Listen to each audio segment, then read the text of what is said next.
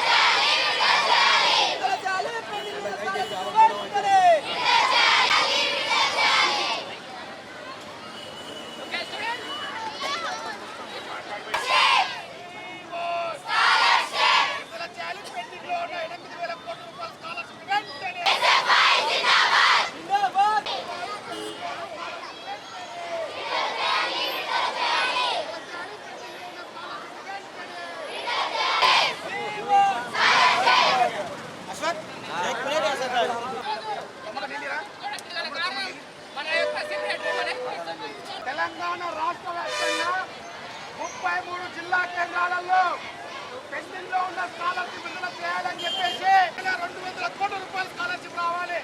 ఈరోజు చాలా మంది విద్యార్థులు స్కాలర్షిప్లపై ఆధారపడి చదువుతూ ఉన్నారు.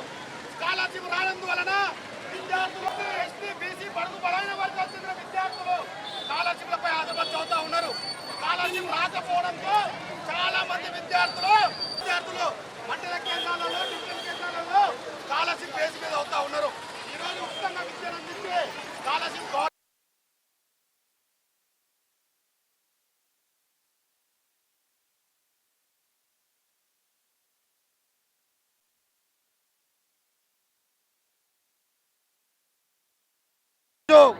తెలంగాణ రాష్ట్ర కమిటీ పిలుపు మేరకై 33 జిల్లా కేంద్రంలో పెండింగ్ లో ఉన్న స్కాలర్షిప్ విడుదల చేయాలని చెప్పేసి మహబూబ్నగర్ పట్టణ కేంద్రంలో వేలాది మంది విద్యార్థులతోనే ఈరోజు ర్యాలీ చేయడం జరిగింది.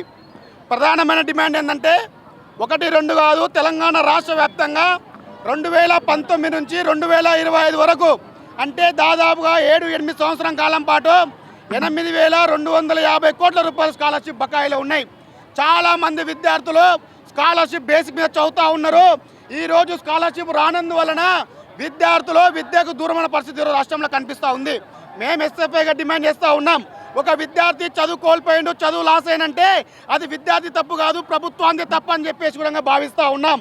గతంలో బీఆర్ఎస్ ప్రభుత్వం అధికారంలోకి వచ్చిన తర్వాత విద్యార్థులను పట్టించుకోవడం లేదు, ఈరోజు విద్యార్థుల సమస్యలు పరిష్కరించడం లేదని చెప్పేసి ఈరోజు కాంగ్రెస్ ప్రభుత్వాన్ని విద్యార్థులు నిరుద్యోగులు ఏకమై తెచ్చుకోవడం జరిగింది. దాదాపుగా రాష్ట్రంలో కాంగ్రెస్ ప్రభుత్వం ఏర్పడి 18-19 నెలలు గడుస్తూ ఉన్నా ఇప్పటి వరకు విద్యార్థుల స్కాలర్షిప్ల పైన ఊసలేదని పరిస్థితి తెలియజేస్తూ ఉన్నాం. ఈ మధ్యకాలంలోనే ఎస్సీ, ఎస్టీ, బడుగు బలైన వర్గాలకు చెందిన విద్యార్థులు స్కాలర్షిప్ల పైన ఆధారపడి చదువుతూ ఉన్నారు. ఈ రోజు స్కాలర్షిప్లపై ఆధారపడి చదివిన విద్యార్థులు ఇంటర్ కంప్లీట్ అయిన తర్వాత డిగ్రీ కానీ బీటెక్ కానీ వెళ్ళాలి అంటే ఇంటర్ కంప్లీట్ పూర్తయిన సర్టిఫికేట్ అవసరం. కానీ ఈరోజు పూర్తయిన సర్టిఫికేట్ కోసం కళాశాలకు వెళ్తే మీకు స్కాలర్షిప్ రియంబర్స్మెంట్ రాలేదు, 50 నుండి 60 వేల రూపాయలు కడతా తప్ప మీకు సర్టిఫికేట్ ఇవ్వబడదు అని చెప్పేసి కళాశాల యజమాని ఇబ్బంది పెడతా ఉంది. అంటే ఆ యొక్క విద్యార్థులు స్కాలర్షిప్ విడుదల రాకపోవడంతో, ఫీజులు కట్టలేకపోవడంతో విద్యార్థులు విద్య సగంత్రాన బంద్ చేసి పొలాలకు కంపెనీలకు వెళ్తూ ఉంది. మేము ఒకటే విజ్ఞప్తి చేస్తూ ఉన్నాం, ఇది ఓన్లీ దిక్సూచి ఒక ట్రయల్ లాగానే నేను భవిష్యత్తులో ఎస్ఎఫ్ఐ విద్యార్థి సంఘం విద్యార్థులు తలుచుకుంటే కాంగ్రెస్ ప్రభుత్వానికి బలమైన అనుభవం ఉంది. 92లో నెదురుపల్లి జనార్దన్ రెడ్డి ప్రభుత్వాన్ని కూల్చింది విద్యార్థులే. అలాంటి దుస్థితి కాంగ్రెస్ ప్రభుత్వం మళ్ళీ తీసుకొచ్చుకోవద్దని చెప్పేసి కూడా మేము మినిమం హెచ్చరిస్తూ ఉన్నాం. 8,200 రూపాయల స్కాలర్షిప్ బకాయిలే ఉన్నాయి, తక్షణమే విడుదల చేయాలి. లేకపోతే మీ ఎమ్మెల్యేలు, ఎంపీలు, మంత్రులు గడప దాడి బయటకు వస్తే ఏ క్షణాన ఎస్ఎఫ్ఐ కార్యకర్తలు మిమ్మల్ని అడ్డుకునే పరిస్థితి వస్తుందో కూడా తెలుసుకునే అవసరం ఉంది. కాబట్టి ప్రభుత్వం ఇప్పటికైనా స్పందించి విద్యార్థులపైన ధ్యాస పెట్టి ప్రభుత్వ జూనియర్ కళాశాలలో మధ్యాహ్న భోజనం ఏర్పాటు చేయాలి. రాష్ట్ర వ్యాప్తంగా 90% పైగా ఈరోజు గురుకులాలు అద్దె భవనం నడుస్తూ ఉన్నాయి. ఏ ఒక్క బిల్డింగ్ కూడా సొంత భవనం లేని పరిస్థితి. ఈరోజు అధ్యాపకుల పోస్ట్ ఖాళీ ఉన్నాయి, ఎంఈఓ లేరు, రెగ్యులర్ డిఓ లేరు, విపరీత విపరీతంగా విద్యార్థులు ఇబ్బంది పడుతూ ఉండు. మరీ దారుణం, తెలంగాణ రాష్ట్రంలో మద్యానికి అంటే మందుకు మంత్రి ఉండు కానీ విద్యకు మంత్రి లేని పరిస్థితి ఈరోజు రాష్ట్రంలో కనిపిస్తూ ఉంది. కాబట్టి తక్షణమే ప్రభుత్వం స్పందించి విద్యాశాఖ నియమించాలి, స్కాలర్షిప్ విడుదల చేయాలి. లేకపోతే భవిష్యత్తులో పెద్ద ఎత్తున ఆందోళన నిర్వహిస్తాం. మరొకసారి మేము తెలియజేస్తా ఉన్నాం, అసెంబ్లీ సమావేశాలు ప్రారంభమయ్యాయి, నూతన విద్యా విధానాన్ని వ్యతిరేకిస్తున్నామని చెప్పేసి అసెంబ్లీలో తీర్మానం చేయాల్సిన అవసరం ఉందని చెప్పేసి కూడా మేము ఎస్ఐపై విజ్ఞాపిస్తూ ఉన్నాం. లేకపోతే భవిష్యత్తులో పెద్ద ఎత్తున ఆందోళన సిద్ధంగా ఉంటామని చెప్పేసి మీడియా ముఖంగా హెచ్చరిస్తూ ఉన్నాం. నా పేరు ప్రశాంత్, ఎస్ఎఫ్ఐ మహబూబ్ నగర్ జిల్లా అధ్యక్షుడిని.